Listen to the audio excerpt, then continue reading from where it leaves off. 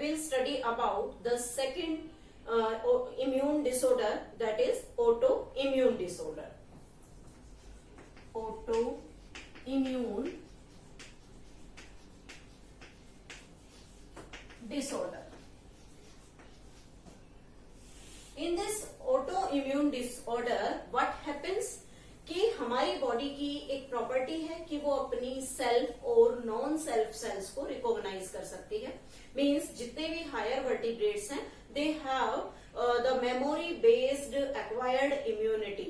और उस acquired immunity के बेसिस पर क्या होता है कि बॉडी के अंदर कोई भी फॉरेन ऑर्गेनिज्म जब एंटर करता है तो हमारी बॉडी उस फॉरेन ऑर्गेनिज्म को रिकॉग्नाइज करती है और उसके अगेंस्ट एंटीबॉडी प्रोडक्शन करना स्टार्ट कर देती है. लेकिन कुछ ऐसे फैक्टर्स हैं जिनकी वजह से जो हमारी बॉडी की ये प्रॉपर्टी है रिकॉग्निशन की, ये धीरे धीरे वीक होती है. After that it will get finished. और उसके फिनिशिंग से रिजल्ट क्या है कि हमारी बॉडी में आने वाले एंटीजन को हमारी बॉडी रिकॉग्नाइज नहीं कर पा रही और उसके रिकॉग्नाइज ना करने की वजह से वो कई बार ऐसी एंटीबॉडीज भी रिलीज कर देती है जो हमारी बॉडी की जो सेल्फ सेल्स है, हमारी बॉडी की सेल्स है, बॉडी का टिश्यू है, उन सबको डिस्ट्रॉय करना स्टार्ट कर देती है. And it results into the autoimmune disorder और we can say that type of immunity is known as autoimmunity. So what is the definition of these autoimmune disorder?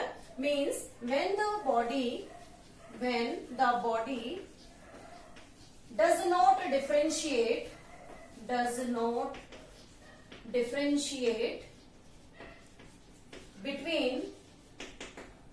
between self and non-self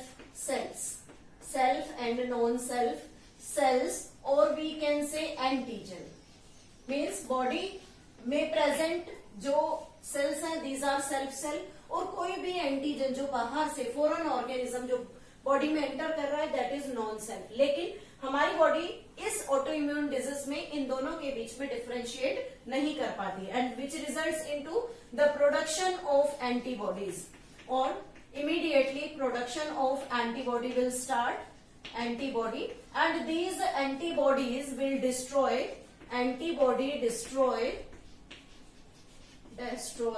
the self cells as well as self tissue. self cells और self tissue को immediately वो kill करना start कर देती है, destroy करना start कर देती है. And that type of the immunity causing the autoimmune disorder. और इसी का रिजल्ट होता है कि बॉडी के अंदर certain kind of auto immune disorders को हम ऑब्जर्व कर सकते हैं. अब यहाँ पर ये रीजन क्या है कि जब भी हम देखते हैं तो बॉडी के अंदर मेमोरी बेस्ड एक्वायर्ड इम्यूनिटी है and this acquired immunity is evolved in higher organism. But this immunity is based on the two mechanism. First mechanism क्या है कि बॉडी में मेमोरी बेस्ड एक्वायर्ड इम्यूनिटी है कि जैसे ही कोई भी फॉरेन ऑर्गेनिज्म, कोई भी अनवांटेड ऑर्गेनिज्म बॉडी के अंदर एंटर करता है तो बॉडी क्या करती है, इसके अगेंस्ट एंटीबॉडी का रिलीज करेगी and these antibody kill these organism so that the body become safe. क्यों? क्योंकि हमारी बॉडी में मेमोरी बेस्ड एक्वायर्ड इम्यूनिटी है. लेकिन धीरे धीरे क्या होता है कई बार कि किसी अननोन रीजन की वजह से, unknown reason will be there, या फिर हम कहें कि बॉडी के अंदर कोई जेनेटिक रीजन है और इन जेनेटिक रीजन या अननोन रीजन की वजह से बॉडी के अंदर ये जो मैकेनिज्म चलता है कि किसी भी फॉरेन ऑर्गेनिज्म को रिकॉग्नाइज करना, एंटीबॉडी प्रोड्यूस करना, ये सब मैकेनिज्म स्टॉप हो जाता है और बॉडी जो है generally without the entry of micro organism, कोई भी माइक्रो ऑर्गेनिज्म बॉडी में एंटर नहीं हुआ लेकिन फिर भी उसने एंटीबॉडी प्रोडक्शन स्टार्ट कर दिया and this antibody production will attack on the self cell, और ये एंटीबॉडीज हमारी बॉडी की सेल्फ सेल्स पर अटैक करना स्टार्ट कर देती है. रिजल्ट क्या होगा कि जिन सेल्फ सेल्स पर वो अटैक करेगी दे विल डिस्ट्रॉय, और उन सेल्स के डिस्ट्रॉय होने से रिजल्ट क्या होगा, बॉडी में बहुत सारे ऑटो इम्यून डिसऑर्डर्स देखने के लिए मिल सकते हैं. Now we are taking different examples. First is the rheumatoid arthritis, rheumatoid arthritis.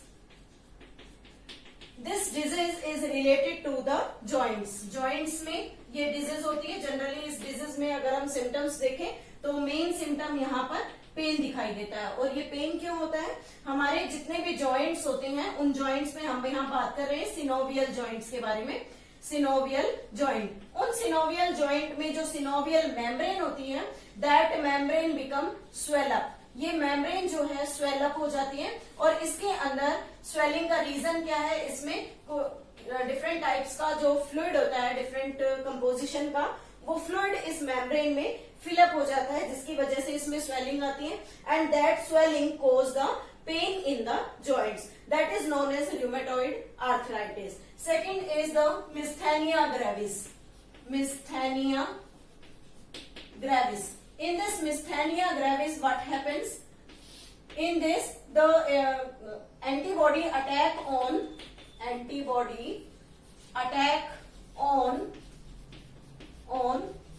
acetylcholine factor. Means body में acetylcholine, that is the neurotransmitter, जो क्या करता है हमारी बॉडी में इंफॉर्मेशन को लाने और ले जाने का काम करता है.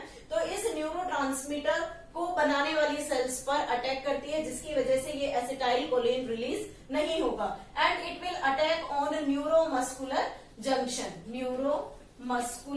जंक्शन. और रिजल्ट क्या होगा कि बॉडी के अंदर डीजनरेशन स्टार्ट होगा और कोई भी इंफॉर्मेशन बॉडी में नर्वस सिस्टम तक ना तो पहुंच पाएगी, ना ही वहां से एक मैसेज, एक इम्पल्स बॉडी के अंदर ट्रांसफर होती है. And this leads into the myasthenia gravis. Third type of the disease is IDDM, that is known as insulin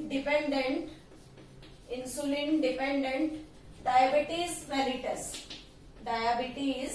mellitus. That is the type of disease in which antibody attack on the B cells of pancreas. pancreas की जो beta cells है वो beta cells के ऊपर attack करता है.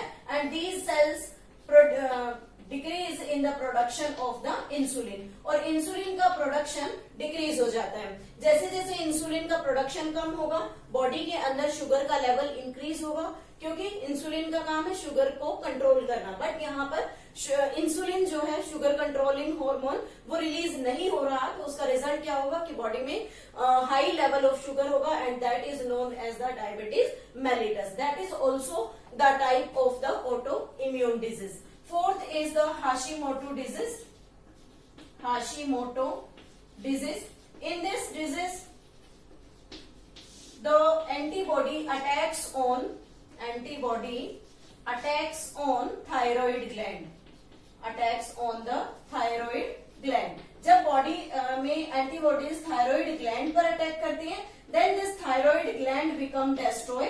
इसका जो साइज है वो खत्म हो जाता है कंप्लीटली. ये थायराइड ग्लैंड जो है डिस्ट्रॉय होने लगता है. और जैसे जैसे ये डिस्ट्रॉय होगा, बॉडी में थायरोक्सिन का लेवल डिक्रीज हो जाएगा. Thyroxine level will decrease and which results into hypothyroidism. That is also the type of the autoimmune disease. Fifth autoimmune disease we are taking here the anemia. That is a degenerative type or pernicious type of the anemia, in which the antibody attacks on Kassel's factor.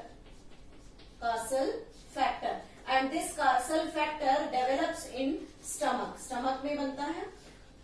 और इन Kassel's factor पर attack होने की वजह से body is incapable to absorb